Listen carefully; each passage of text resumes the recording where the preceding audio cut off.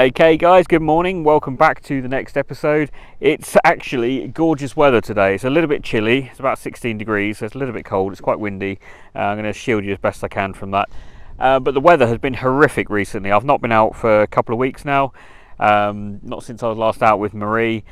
Yeah, just due to the weather really, and the grass has been really long. But the field that we're going to go on today, the grass has been cut, so we're going to head there in a minute. Just to let you know, next couple of episodes are going to be a little mini series that I've wanted to do for a while now.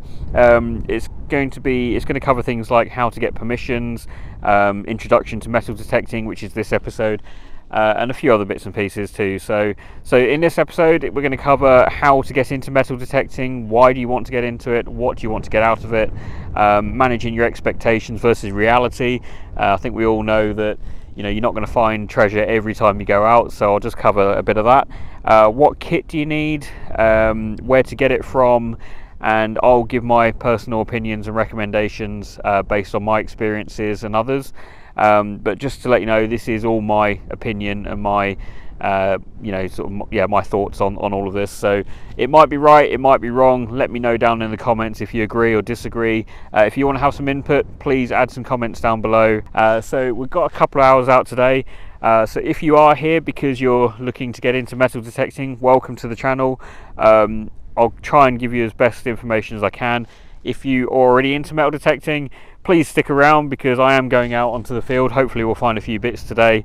We're back on the better permission in the Lake District, so hopefully we'll find a few bits and pieces. We'll see you on the first target. Okay, so I've been here about 10 minutes. Here's our first piece of rubbish.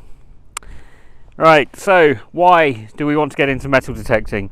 Well, there's a whole host of reasons, and this is one thing that actually quite annoys me when other metal detectorists kind of dictate to people why they should be getting into the hobby. You get into the hobby for whatever reason you want to get into the hobby for. Whether it's for mental health reasons, whether it's you're a massive history buff and you want to discover what's beneath our feet, even if it's you want to get rich. I mean, we all know, or most of us know, that you're not going to get rich metal detecting, mostly. There is the odd occasion you might find a hoard or something, and you might find something valuable, but 99.9% of the time you're not getting rich from this hobby. But whatever reason you decide to get into this hobby for, that's your choice, that's your personal reason. The reason I got into the hobby, it was around lockdown, and I was shielding for a long time, so I was stuck in the house, just wanted to get outdoors, so I went out and bought myself a Dr. Otech metal detector, £150. I got rid of it after a month because it just wasn't doing the job I wanted it to do, and I upgraded to a simplex. But we'll get on to that in a minute about metal detectors. So my granddad also used to metal detect, and I used to love going through all his finds and seeing all the Roman coins that he pulled up. So that was the other reason. I've always had a bit of an interest in history, but I don't know a huge amount about history. As you probably know from this channel, I find things, I never know what they are, but I really enjoy learning, and that's another reason why I'm into this hobby. But I just want to make this clear, whatever reason you decide to get into the hobby for, that's your reason, and nobody should ever tell you that it's the wrong reason or the right reason, because I've seen people say, anybody who gets into this hobby thinking they're going to get rich, they shouldn't be in the hobby. Well, no, if that's your reason, then fine. I always weigh up fun versus expectations. So if you are getting into this hobby looking to get rich, your expectations are going to be high, but what you actually get out of it is going to be quite low. Whereas if you get into the hobby because you just want to get outdoors, you want to get onto the fields, you want to see if you can find some cool stuff, your expectations are going to be relatively low. So you're actually going to get more enjoyment and satisfaction out of the hobby. So we'll keep going, we'll get on to the next target, and then we'll go on to the next topic. Okay, next one up, piece of lead.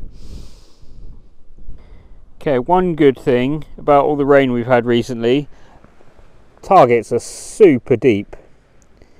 And we've got this, I suspect a button. It's a funny looking shape.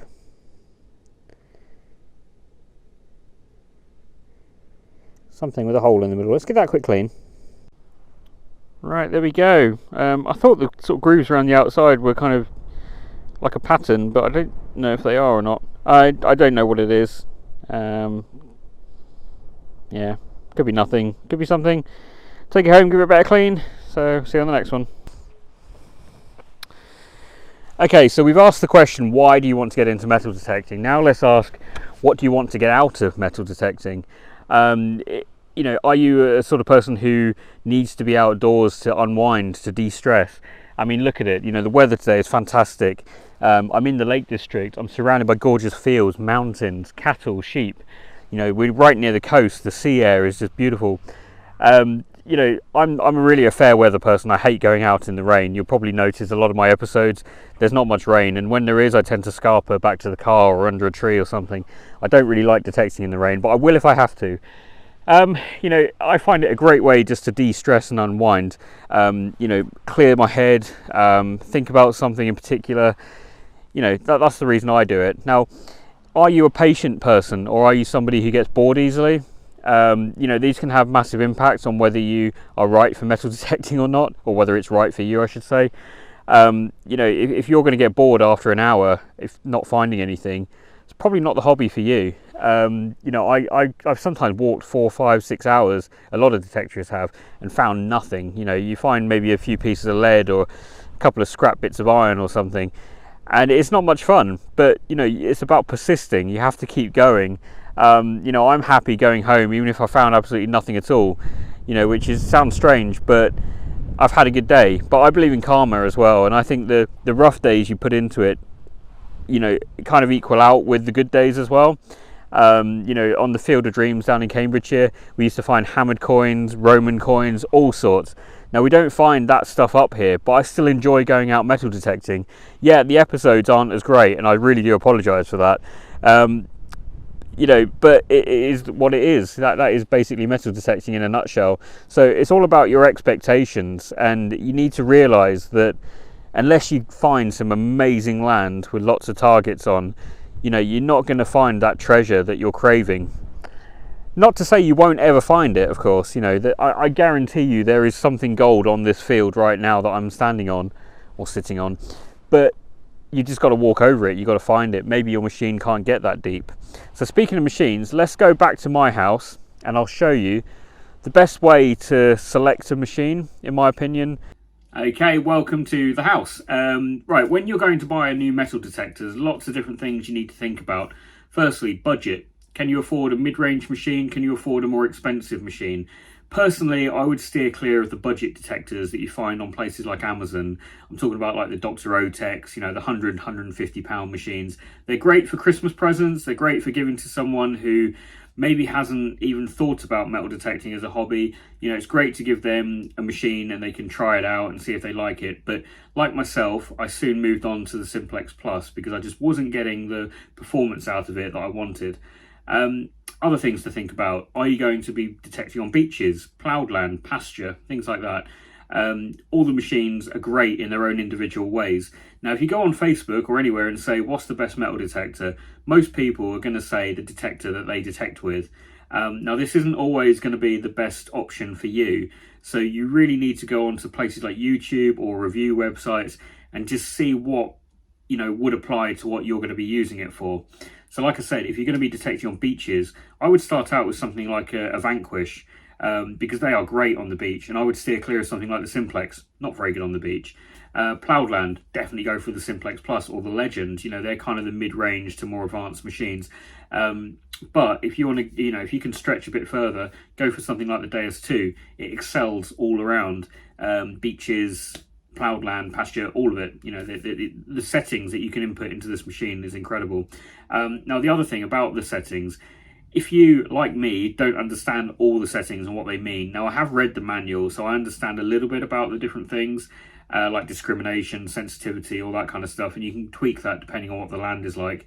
You know, if the land is very trashy, maybe bring the sensitivity down a bit. If it's not so trashy, whack it up. You know, things like that. If you're not too sure about the settings, you don't really need to worry too much about that, because a lot of the machines come pre-programmed with settings that make sense. So you've got like general modes, you've got deep modes, you've got beach modes, all metal modes, things like that already pre-programmed into them. So you can basically just turn it on and go swinging straight away. But there's also a plethora of knowledge on the internet right now, on YouTube videos, on Facebook pages, websites, where you can input your own settings depending on what the land is like. So I've always kind of gone with Papa Griff because he is an expert on the XP Deus, and he's transferred his skills over to the Deus 2 and come up with some really amazing programs. And I use the Papa Griff Boom program pretty much everywhere I go because it really is fantastic. So there's loads of information available online for all the different machines.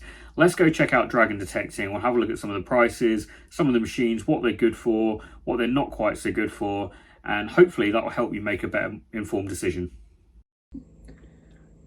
Okay, so we'll just give Dragon Detecting a search on Google. There it is, dragondetecting.com. It brings up this really fancy interface. I love the Dragon Detecting website. Everything's really clear and where to go, and I'm so happy that we're sponsored by them. So we'll head over to metal detectors. We've got 4 main detecting companies. We've got Nocta, XP, Garrett and Minelab. We'll just start out with Garrett because it's the company I know the least about. You can see the price ranges from 190 up to £801. Obviously, you know, this machine is going to be the best option if you want something more expensive. Your budget stretches that far, you get a pointer with it. The AT Pro I've heard really good things about as well as the Garrett Ace. Actually, a lot of people start off with the Garrett Ace and move on to other machines, but I don't really know too much about Garrett, so I can't really tell you what they're best used for. You know, things like that. So we'll move over to Nocta. I know a little bit about the Nocta machines, although they've come up with some new machines recently. So they now have the Simplex Ultra and the Simplex BT, so Bluetooth, so you can link your own Bluetooth headphones to this machine, I believe. And this one comes with the wireless headphones, I think, the Simplex Ultra. Again, I don't know too much about the Simplex or the Nocta machines anymore because I've obviously moved on to the Deus 2, but the Simplex Plus was a fantastic machine, and I was going to upgrade to the Legend when it came out, but it was delayed for so long, and then I had the opportunity to get the Deus 2, so that's what I went with. The MIDI Horde, I really recommend these for if you have children who want to get into metal detecting. They're actually really good machines and they're at a good price as well. And I would say these are better than the budget machines that you can buy on Amazon, just because they're made by Nocta, and we already know Nocta is a great make. But you do have other machines from Nocta as well. So you've got the Legend Pro, the Nocta Impact, the Amphibio. That's a bit of an older machine, but still just as good. And then the Cruiser. Yeah, so Nocta's a really good maker. Great customer service. They've got great information available when new machines and updates and things come out. Highly recommend the Simplex or the Legend if you want to go for something a little bit more advanced. Okay, so now we'll just head over to Minelab. They make some absolutely fantastic machines, and they're kind of widely regarded as the best manufacturer of metal detector out there at the moment. So the Manticore is the new machine, obviously £1,800, very advanced. Henry is testing one at the moment on grif-finds. Go check out his videos. We're hoping we might be able to get our hands on one to test maybe in a couple of months, so look out for that. The Equinox 900 is the upgrade of the 800. You can actually get Minelab Equinox 800s quite cheap second hand nowadays. So it's always worth looking around for those because people do upgrade to the Manticore or the 900 from them. I don't know too much about the Equinox range, though, I have to say. When I got my Simplex, it was always going to be between the Simplex Plus and the Vanquish 540. So the Vanquish range, excellent, absolutely brilliant on beaches and like ploughed land, things like that. I prefer the Simplex Plus. I have had a go with the Vanquish, and I do prefer the interface on the Simplex. I think it looks a lot sleeker. Whereas I personally think the Vanquish, you can see the handset there, it just looks a little bit like a toy, but you know, that's just my personal opinion on it. And then you have the sort of the range for children, the grif-finds, the smaller machines. The price point's obviously a bit lower. But then you also have the Xterra Pro. Again, that's a slightly smaller machine. I don't know too much about those, so I can't really pass details on those. And then you have these Vanquish packs down here. So you get the pinpointer and various different coils and things like that with the different packs. So there's a lot to choose from, but I would say pick your machine first, and then you can go on to things like, do I want a pinpointer to come with it? Do I want another coil? Things like that. And then went over to XP.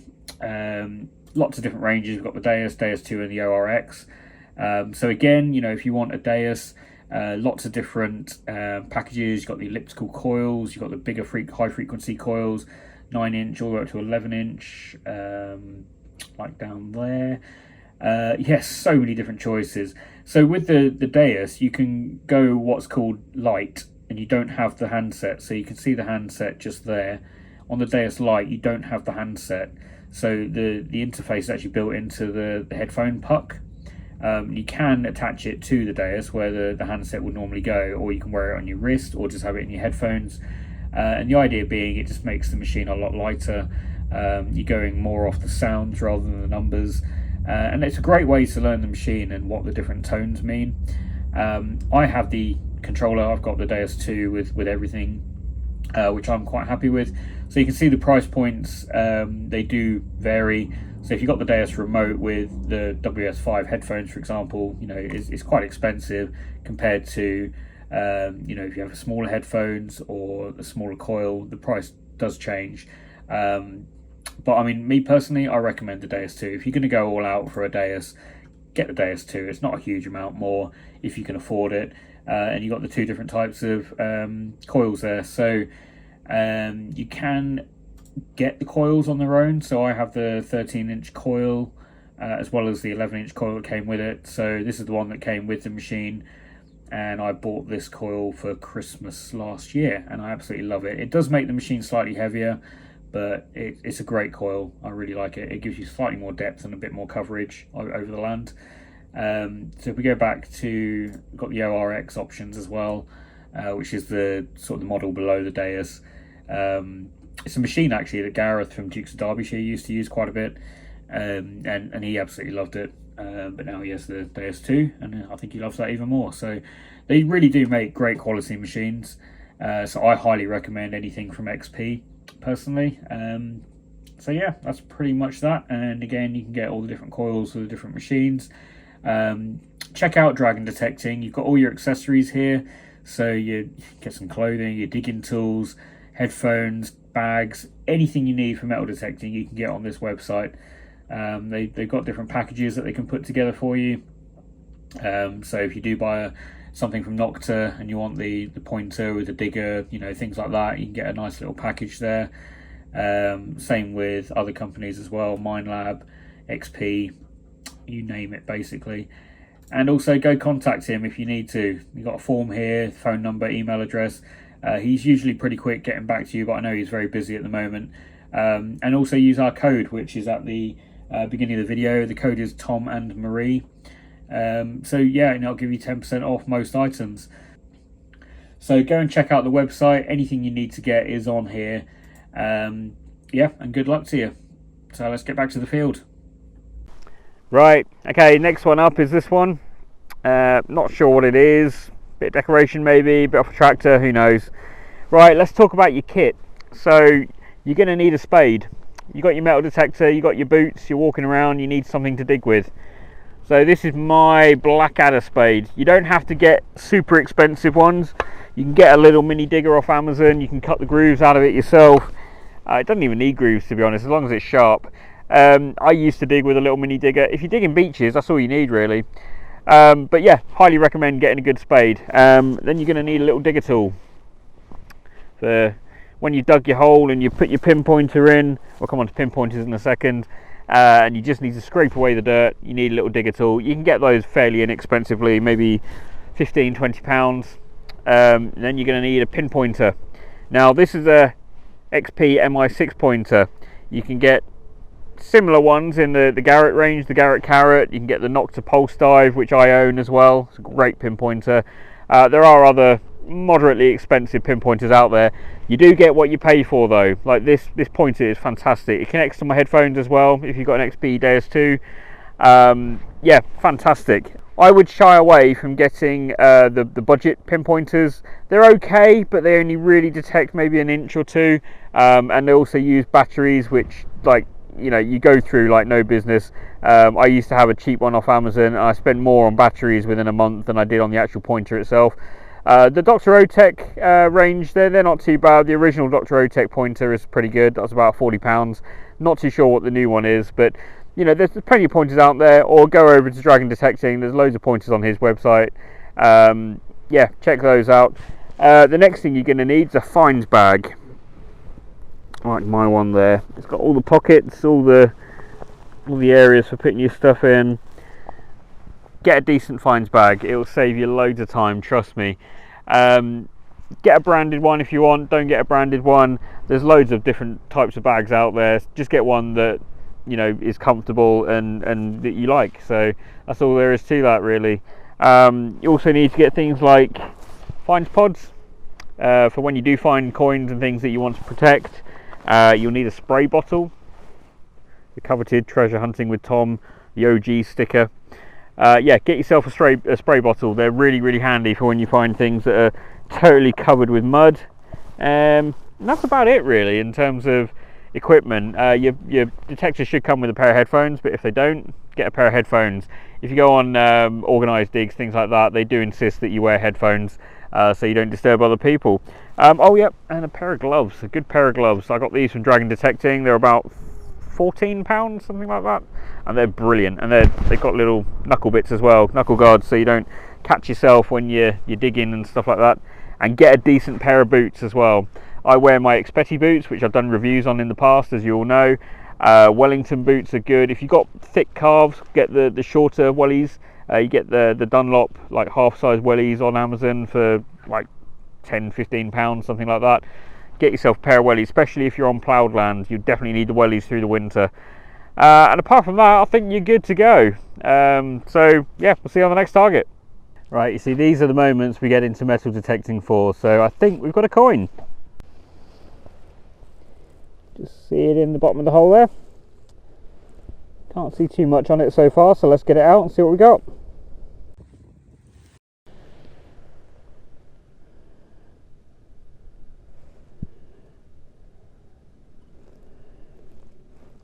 I've actually got quite a good feeling about this. I think there might be some detail on this. I saw some writing around the edge.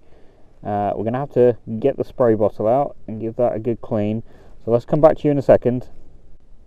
There you go. Unfortunately, it's a little bit crusty. I did see the writing around the edge there, which made me think that I might be able to get some detail off it. I mean, I think you can see the portrait. I think it's George V. So that's pretty cool. First proper good find of the day. So let's carry on. Right, next one up is a piece of lead shaped like a little ring, probably part of a pipe or something, not too sure. So if you're finding lead, it's a great sign. They've used lead throughout the ages for various different things, like mending things, putting in the windows, lots of applications for lead. So if you're finding it, there's going to be old stuff on that field. It's a really good sign. And the other thing that we mentioned earlier about making money, guaranteed money, save it all up, put it in a bucket, cash it in at Christmas, bang, you got some money there for spending on alcohol or presents or whatever you want to spend it on. More lead. Moving on. Okay, next one up. Looks like part of a Tudor button. Let's carry on. Okay, here's the next one. Looks like a bit of lead. Hold the middle. Some kind of weight, maybe? A loom weight? Not 100% sure. It's not a spindle wheel. I don't think it is. A bit thin for that. That's still pretty cool. That's a bit of lead I don't mind finding. Right, on to the next. Right, first button of the day. I think it's a button. Pretty sure it's not a coin. I think there's part of a shank there. Nice gold gilt on it. We're going to start heading back to the car now. So, might be another one, or we'll see you back at the car. Okay, very occasionally you get what we call sunbathers. They're just sat on the surface. Is that a penny? No. Something with prongs.